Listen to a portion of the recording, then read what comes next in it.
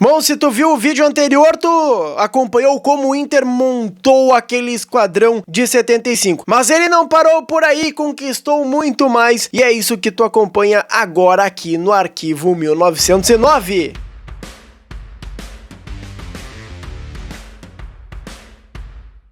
Fala aí pessoal, seja bem-vindo a mais um vídeo aqui no Arquivo 1909. Já deixa o teu like e te inscreve no canal logo de cara. Eu falei no último vídeo sobre o título brasileiro de 1975. E pro ano seguinte, o Internacional fazia duas grandes contratações. Marinho Pérez, que eu expliquei nesse vídeo aqui, chegava do Barcelona. E também ele, Dadá Maravilha. O Internacional ficava repleto de craques. E craques é onde tu pode apostar na KTO. A nossa casa de apostas é onde a diversão acontece. Lá tem os craques da Liga dos Campeões, tem os craques do Campeonato Brasileiro, Libertadores, todas as ligas do futebol mundial. Tu pode brincar na KTO, mas tu tem que me dar uma moral e utilizar o cupom ARQUIVO para ganhar um bônus de 20% no teu primeiro depósito. Fechado? Com a KTO tu joga leve, tu joga tranquilo, tu joga sem pressão, como aquele time do Inter que liderou de ponta a ponta o Brasileirão de 1976. Porque o Inter terminou a competição com 84% de aproveitamento. E só para vocês terem uma noção, aquele campeonato teve 3 fases classificatórias. Na primeira, o Inter foi primeiro colocado do seu grupo e passou com a melhor campanha geral. Na segunda, a mesma coisa. E na terceira, também a mesma coisa. Ou seja, o Internacional tinha um baita time naquele ano. E perdeu apenas 3 partidas em 23 jogos disputados. Na semifinal, o Internacional enfrentou o Atlético Mineiro e teve o gol mais bonito da história do Beira-Rio. Simplesmente uma tabela de Falcão e Escurinho de cabeça. Que golaço. Os dois disseram que viviam treinando isso. Eu falava pra ele, Falcão, eu tenho uma ideia. Tu não vê esses jogadores de basquete dos Estados Unidos? O cara o baixinho, que geralmente que é o baixinho do time, ele pega a bola, ele é armador, ele vem, ele levanta o braço e todo mundo sabe o que tem que fazer. Por que não dá para fazer isso no futebol? E como o Escurinho tinha uma facilidade impressionante para cabecear, né? Ele colocava a bola onde queria. E naquela época até o centro médio vinha até aqui a intermediária com a bola sem ninguém chegar. Eu pegava a bola mais ou menos aqui onde eu tô e saía com ela. Baixa a cabeça, levanta.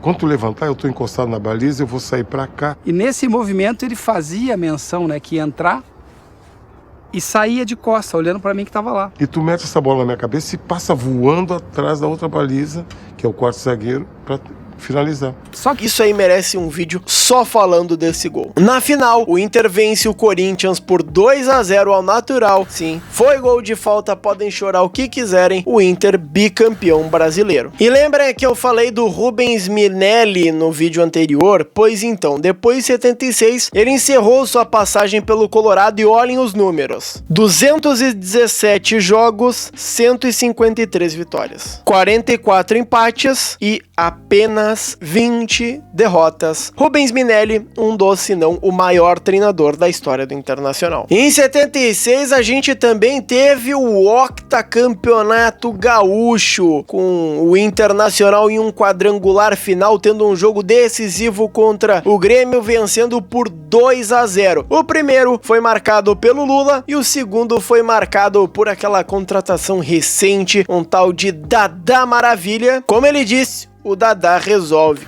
Eu vou fazer tudo para não decepcionar esse povo que eu sinto que confia no Dadá. E o Dadá trabalha.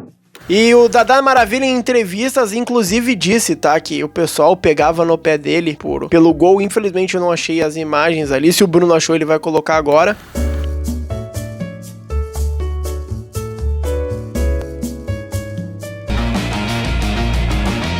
Do gol do Dadá Maravilha no Grenal de 1976, o Inter octacampeão, porque disseram que era um gol tão bonito, que era um gol de Pelé, não era um gol de Dadá. Brincadeira que o pessoal fez com o centroavante colorado. E depois de 8 anos seguidos, campeão gaúcho, depois de bicampeão brasileiro, o ano de 77, um ano de fim de festa. O Internacional acabou perdendo o Rubens Minelli, o Figueroa também deixou o Colorado, e o Inter viu o Grêmio derrubar o jejum de títulos do campeonato estadual, venceu o Gauchão. O Inter também não foi bem no campeonato brasileiro, então vamos passar esse ano que não tem muito o que falar. Mas em 78 as coisas mudaram. Primeiro que o Internacional venceu o Gauchão, o 8º título naquela década, e chegou forte no campeonato brasileiro, chegou nas semifinais, e aí a gente acabou tendo uma eliminação um pouco dolorosa, digamos assim. Na semifinal o Inter enfrentou o Palmeiras, e agora uma novidade, ida e volta. O Inter perdeu o jogo de ida por 2-0 em São Paulo e precisava reverter no Beira-Rio. Fez 1-0, pressionava, parecia que ia, mas o Inter acabou levando o empate e com isso foi eliminado em 78, mas algo muito maior estava guardado ao Internacional no ano seguinte. E ainda um pouco ressacado daquela perda de título em 78, o Gauchão de 79 foi horripilante. O Inter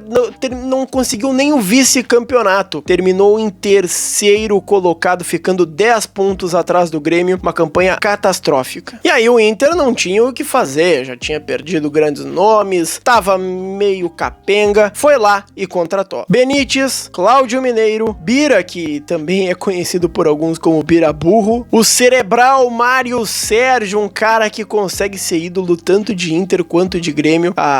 Um bastidor aqui, a sala de imprensa do Beira-Rio se chama Mário Sérgio. E principalmente outro grande treinador da história colorada, Enio Andrade, desembarcava em Porto Alegre. Não, ele é de Porto Alegre, como é que ele vai desembarcar em Porto Alegre? Enio Andrade assumiu o comando do Internacional e ele logo depois ia fazer história. Aquele campeonato, assim como os outros, tinha várias fases de grupos e na primeira o Inter foi lá, se classificou em primeiro e não perdeu pra ninguém. Na segunda, mesma coisa. Na terceira, olha só, esse time ainda não perdeu no campeonato. E era um time muito bom, era um time que tinha Benítez no gol, tinha um jovem ainda chamado Mauro Galvão, que ia ser um dos maiores zagueiros da história do futebol brasileiro logo em breve, mas que nesse momento estava começando. Tinha o cerebral Mário Sérgio, tinha também Jair, o Príncipe Jajá, um cara de qualidade fenomenal, e principalmente era um time mais uma vez montado para o nosso craque Paulo Roberto Falcão. E por falar em Falcão, aconteceu um fato inusitado justo na semifinal daquele campeonato, porque o Inter estava enfrentando o Palmeiras, que eliminou o Inter no ano anterior e que tinha um jovem chamado Mococa, que estava começando, estava despontando e que foi peça fundamental na vitória do Palmeiras por 4-1, que eliminou o Flamengo daquele campeonato brasileiro. E aí que o jornal Folha da Tarde de São Paulo fez um comparativo que acabou entrando pra história. Mococa ou Falcão? Esses comparativos aí, né? Já teve gente que comparou Ramiro com Modric.